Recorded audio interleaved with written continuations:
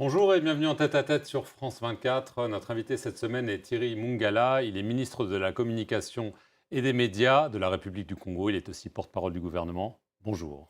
Bonjour Marc. Alors le 26 janvier, le parquet norvégien a annoncé la mise en examen de deux hommes d'affaires norvégiens d'une filiale du groupe pétrolier Petronor pour corruption aggravée. Selon l'accusation présentée par la procureure, Petronor et les deux accusés auraient offert en 2016 au président Denis Sassou Nguesso et à certains de ses proches une participation de 25% dans une licence pétrolière offshore. Et il affirme que les dividendes étaient en fait une façon de donner presque 25 millions de dollars au président et à sa famille pour obtenir des faveurs. Votre réaction à cette accusation très grave de la Norvège?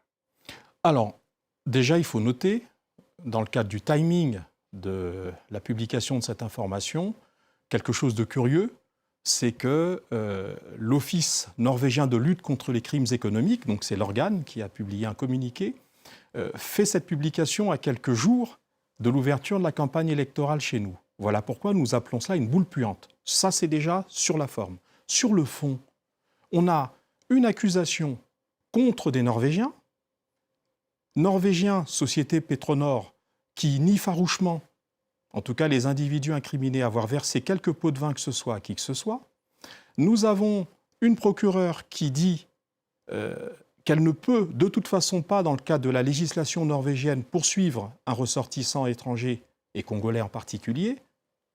Et 3, il s'agit d'une affaire qui a été, du point de vue juridique, du point de vue matériel, présentée de manière erronée, comme on dit, fake news. Alors, on va restituer en 2 minutes, si vous le permettez, les choses.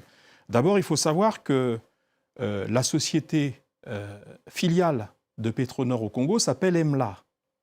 EMLA n'est pas détentrice d'un permis au Congo. EMLA est un des participants à un tour de table dans lequel il y a une entreprise connue franco-britannique qui s'appelle Perenco, qui, elle, est titulaire du permis, détentrice du permis, qui l'a demandé longtemps en amont. Donc il ne s'agit pas d'avoir libéré des sommes d'argent incongrues d'un montant très élevé à un État pour simplement participer à un tour de table. Vous voyez que déjà, nous sommes dans une exagération, voire un mensonge sur le plan matériel. Ça ressemble à cet adage célèbre que j'adapte, qui disait, rappelez-vous, mentez, mentez, il en restera quelque chose. Moi, je dirais que pour le cas de cette affaire qui fait pchit, on nous dit salissez, salissez, à quelques encablures de la présidentielle, il en restera toujours quelque chose. Mais, monsieur le ministre, ce que vous dites, c'est quand même très grave, parce que ce n'est pas des médias qui ont publié ça, c'est le procureur d'un pays quand même sérieux, la Norvège. Vous dites fake news, boule puante, c'est quand même des accusations très graves. On peut imaginer qu'un procureur a des preuves, a des éléments. Vous ne pouvez pas juste balayer ça en disant c'est pour saboter la campagne du président Nguesso. Tout cela, nous le renvoyons à un climat qui est le climat préélectoral dans lequel on veut, je le répète, salir pour salir. Pourquoi y aurait-il eu un traitement particulièrement différent du traitement donc, de cette entreprise qui n'est même pas détentrice ni demanderesse d'un permis, dans ce cas précis avec des montants faramineux de 25 millions.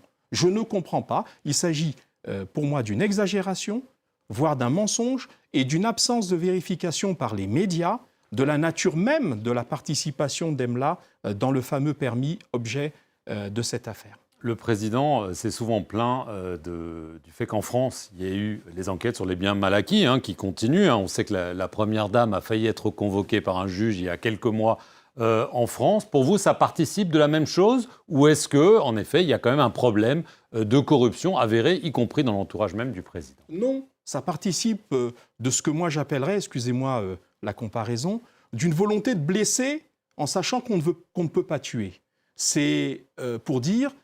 il s'agit de salir au point d'affaiblir en termes d'image, en termes de crédibilité, la position de l'État congolais, mais tout en sachant que ces affaires ne prospéreront pas. Vous voyez, cette affaire dite des biens mal acquis, écoutez, elle est instruite depuis Mathusalem, elle est instruite depuis longtemps. Nous voyons bien que cette affaire souffre, si affaire il y a d'ailleurs, souffre d'un défaut congénital. C'est quand vous estimez qu'il y a eu corruption dans un pays étranger et qui concerne de l'argent étranger avec des agents publics étrangers, Encore faut-il que vous puissiez démontrer le fait racine, c'est-à-dire le détournement éventuel de fonds publics. Mais aucun juge, aucun procureur, aucun de ceux qui sont censés instruire cette affaire dite des biens mal acquis n'a pris la peine de venir à Brazzaville et de demander à Brazzaville des éléments matériels qui justifieraient du détournement et qui justifieraient donc de l'existence de biens mal acquis. Donc tout cela, c'est la participation des relais, que ce soit les relais médiatiques ou les relais judiciaires, c'est la participation à une entreprise de démolition dont l'objet est simplement de nous affaiblir et d'affaiblir le président de la République du Congo. Alors le président de la République souhaite être réélu. L'élection est prévue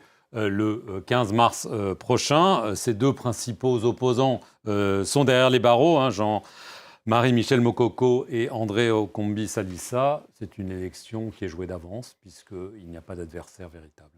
Marc Perelmade. Oui. Le président, pour qu'il souhaite être élu, doit d'abord au préalable faire acte de candidature, ce qui n'est pas au moment où nous nous entretenons. Ce qui n'est pas le cas. Ce n'est pas le cas. Écoutez, mais je vous vois sourire, donc vous savez très bien qu'il va l'être. Non, ce qui est constant, c'est qu'il y a eu des appels de la classe politique qui soutient son action, de la majorité présidentielle, des partis qui soutiennent l'action du président.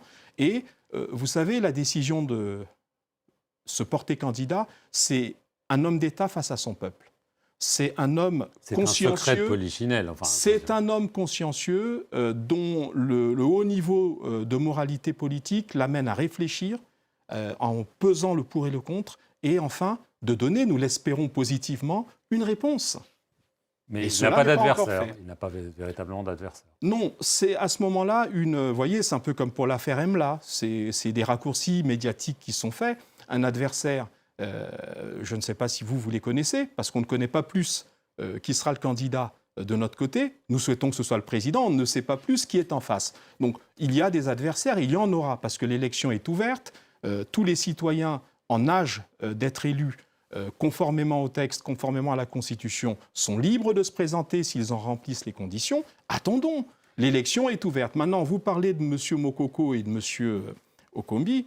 Je ne sais pas sur quels critères on peut dire qu'ils sont les principaux opposants. Je ne sais pas sur quelle pesée électorale cela a pu être jugé. Si on s'en réfère aux résultats de 2016, ils sont loin d'être les principaux candidats ou les poids lourds qui sont annoncés par la presse. Ils sont derrière les barreaux pour des raisons étrangères à leur activité politique, pour des raisons liées à la déstabilisation de l'État et à des complots contre la sûreté de l'État. Donc des choses qui n'ont rien à voir avec leur activité politique. Très rapidement, parce qu'on n'a plus beaucoup de temps, il y a une personne dont on dit qu'il aimerait se présenter, Frédéric Binsamou, qu'on connaît surtout sous le nom du pasteur Ntoumi. Il y a eu des incidents dans son fief du Poul, hein, qui est proche de Brazzaville.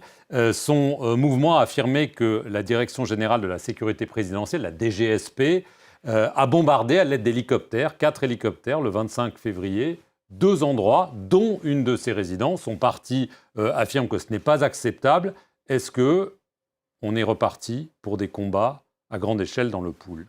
Alors en 2 mots, il faut savoir d'abord qu'il y a eu un incident qui s'est passé à proximité d'une localité dans le Poul qui s'appelle Mindouli.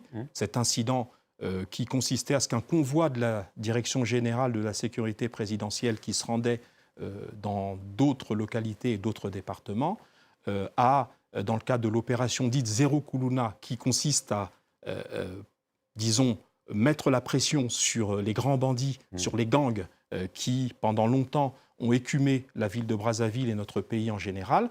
Maintenant, on est arrivé ce jour-là sur la base d'un incident malheureux où une moto a été détruite. Il y a des individus armés qui ont décidé, pour des raisons qui les regardent, de braver la force publique. Cet incident a été résorbé. Avec des morts ? Avec un certain nombre de victimes. Combien ? Écoutez, je crois que les choses ont été rendues publiques par les services compétents de l'armée. Il y a eu quelques blessés, il y a eu 1 ou 2 morts, je crois, du côté des assaillants. Eh bien, cet incident a été réglé dans le cadre de concertation qui existe entre le pasteur Ntoumi, ses équipes et le gouvernement. Il y a un comité ad hoc, un comité qui a rendu public un communiqué, ce communiqué appelant à la poursuite du climat dans lequel il y a coopération entre l'État d'un côté et le pasteur Ntoumi de l'autre. L'incident est clos. Ça, c'est le communiqué que nous considérons comme la dernière position connue du pasteur Ntoumi. Maintenant, donc l'incident est clos, au jour d'aujourd'hui.